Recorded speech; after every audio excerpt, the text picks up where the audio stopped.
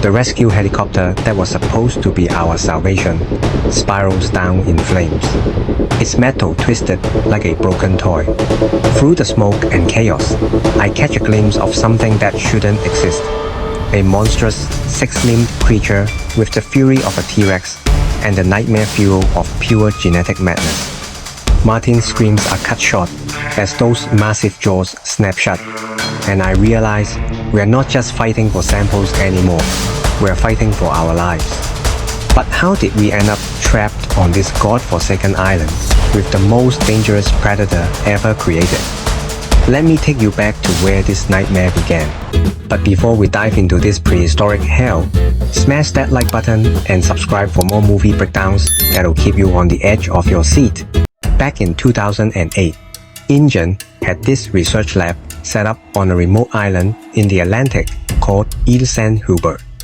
They created this absolute nightmare of a creature they call the Distortus Rex. Picture a T-Rex, but with 6 limbs instead of 4, twisted and deformed like something straight out of a horror movie. Well, surprise surprise, this monster broke out of containment. It killed an employee and caused so much chaos that the entire research team had to abandon ship and evacuate the island. I'm Zora Bennett, and if you're wondering what a former military operative is doing narrating a story about dinosaurs, well, buckle up because this ride's about to get wild. My story begins when Martin Krebs, this slick pharmaceutical executive from Parker Genix, tracked me down with an offer I probably should have refused. See, Martin had this theory, this breakthrough that could revolutionize medicine as we know it. Hidden in the DNA of the 3 largest surviving prehistoric specimens was the key to curing heart disease, a treatment that could save millions of lives. Sounds noble, right? Yeah, that's what I thought too. He wanted me to collaborate with paleontologist Dr. Henry Loomis on a top secret mission. The job was simple enough. Get to Ile Saint-Hubert, extract biomaterial samples from a Mosasaurus, a Titanosaurus, and a Quetzalcoatlus, and get out. Easy money for someone with my skill set. But here's the thing about simple missions. They never stay simple. I knew I couldn't do this alone. So I headed to a dimly lit bar in Suriname, where the air was thick with humidity and the kind of tension that comes before a storm. That's where I found Duncan Kincaid, my old friend who'd been through hell and back with me more times than I care to count. Duncan's the kind of guy you want watching your 6 when things go sideways. And trust me, they always do. He brought along his own crew. Leclerc, our boat driver with hands steadier than a surgeon's. Nina, a mercenary who could handle herself in any firefight. And Bobby Atwater, our security chief who took his job seriously, maybe too seriously. As we set sail toward Ile Saint-Hubert, I couldn't shake this feeling in my gut. You know that feeling when something's off, but you can't quite put your finger on it. Meanwhile, Ruben Delgado, a father trying to spend quality time with his daughters, and had no idea he was about to become part of our nightmare. Teresa, his daughter, was at that age where everything her dad did embarrassed her, especially when it came to her boyfriend, Xavier Dobbs, a kid Ruben found more annoying than a mosquito in your ear. Isabella, the younger daughter, had that wide-eyed curiosity that only kids possess, the kind that makes them fearless in the face of danger. If only they knew what was lurking beneath those seemingly calm waters. Our first encounter with the prehistoric world came when we heard the Delgado family's distress call. Their boat was under attack by a Mosasaurus, this massive aquatic predator that makes a great white shark look like a goldfish. We couldn't just leave them to die, so we moved in for the rescue. The Mosasaurus was circling the area like a sentinel guarding its territory, and we managed to extract what we needed. For a moment, I thought maybe this mission wouldn't be the disaster my instincts were screaming it would be. But the ocean had other plans. The Mosasaurus returned with reinforcements. A pack of Spinosaurus had joined the hunt, turning the waters into a prehistoric feeding frenzy. The attack was brutal and swift. Bobby didn't even have time to scream before he was gone, dragged under by creatures that had been perfecting their killing technique for eons. That's when Martin showed his true colors. Teresa tried to use the radio to call for help, but Martin, in his panic to protect the mission's secrecy, shoved her away from the radio. The girl fell overboard, and Xavier didn't hesitate. He dove in after her, followed by Ruben and Isabella.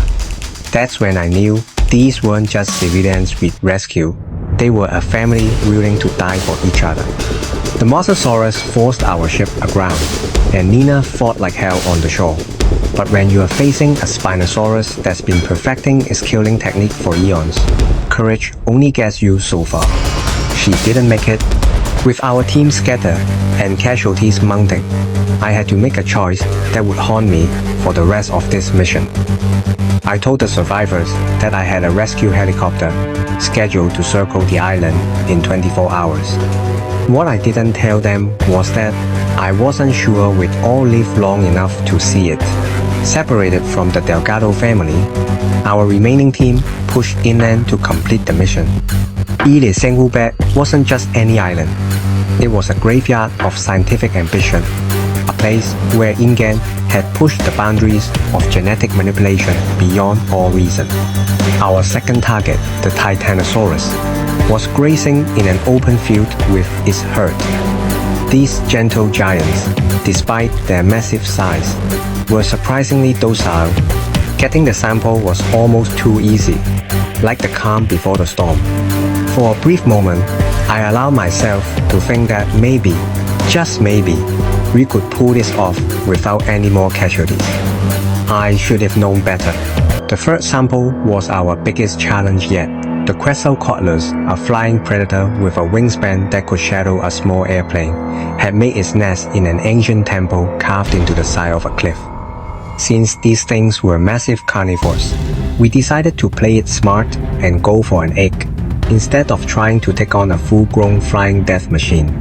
Henry, Leclerc, and I rappelled down the sheer rock face, our ropes the only thing standing between us and a very long fall. The temple itself was a marvel of ancient architecture, but I wasn't there for sightseeing. We needed that egg, and we needed it fast. That's when the parent Quetzalcoatlus returned home. Leclerc never saw it coming. One moment he was there, helping us secure the sample, and the next he was gone, snatched up like a mouse by a hawk.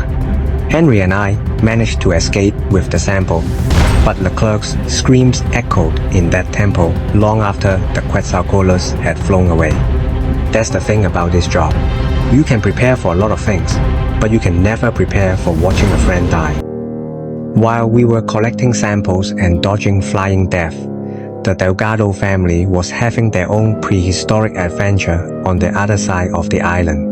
Separated from us during the Mosasaurus attack, they found themselves in a world where every shadow could hide a predator and every sound could be their last. When they encountered an Aquilops, a small, harmless herbivore, Isabella didn't see a dangerous dinosaur. She saw a creature that needed protection, and she named it Dolores. That little girl had more courage in her pinky finger than most soldiers I've served with. Their escape down the river, with a T-Rex in pursuit, was the stuff of legends.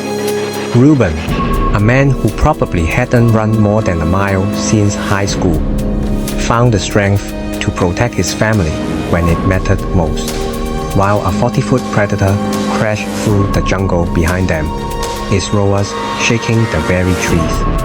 In the end, they used the cracks in the rocks to evade the Tyrannosaurus Rex pursuit.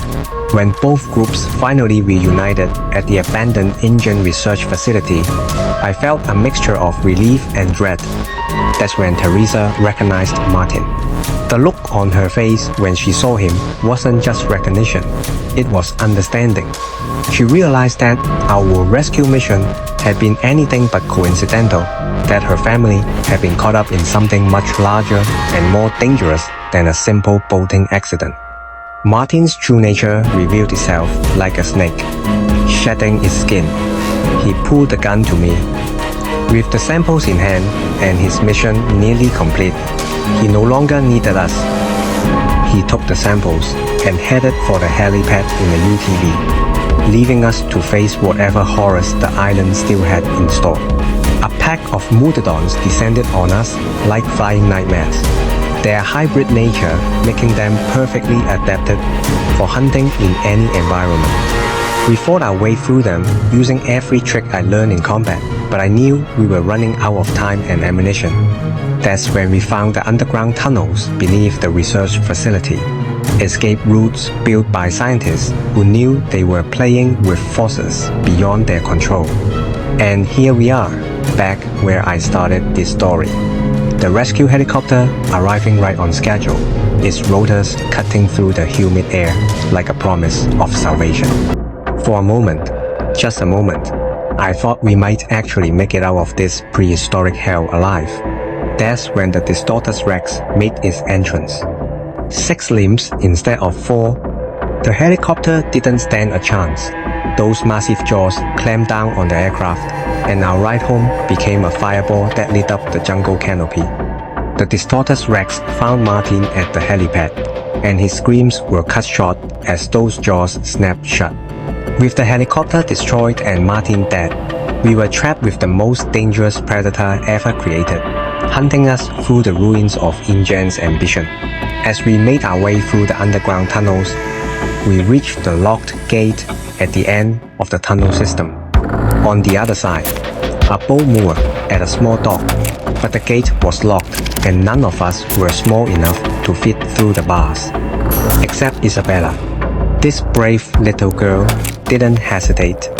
She squeezed through those bars and unlocked the gate from the other side. In that moment, Isabella Delgado became the hero of our story. As we loaded onto the boat, the Distortus Rex burst through the tunnel entrance behind us. That's when Duncan made his choice. My old friend grabbed a signal flare from the emergency kit and stepped between us and the monster. The bright red light caught the creature's attention, and for a moment, those predatory eyes focused entirely on Duncan. "Get them out of here, Zora," he shouted, his voice carrying over the creature's roars. "I'll catch up." Duncan led the Distortus Rex away from the dock, that flare burning bright in the darkness like a beacon of hope. The boat's engine roared to life, just as the creature realized it had been tricked, but we were already pulling away from the shore. That's when I saw Duncan emerge from the jungle, running full speed toward the water. The crazy bastard had actually outmaneuvered a genetically modified super predator and lived to tell about it. As we sailed away from Ilsenhuber, I made a decision that would define the rest of my life. Henry and I agreed to distribute the heart disease treatment without a patent, making it open source for the entire planet. The dinosaurs weren't the real monsters in this story, we were. And that's how I survived Jurassic World Rebirth, folks. If you enjoyed this breakdown of one of 2025's most intense prehistoric thrillers, make sure to hit that subscribe button and ring the notification bell for more movie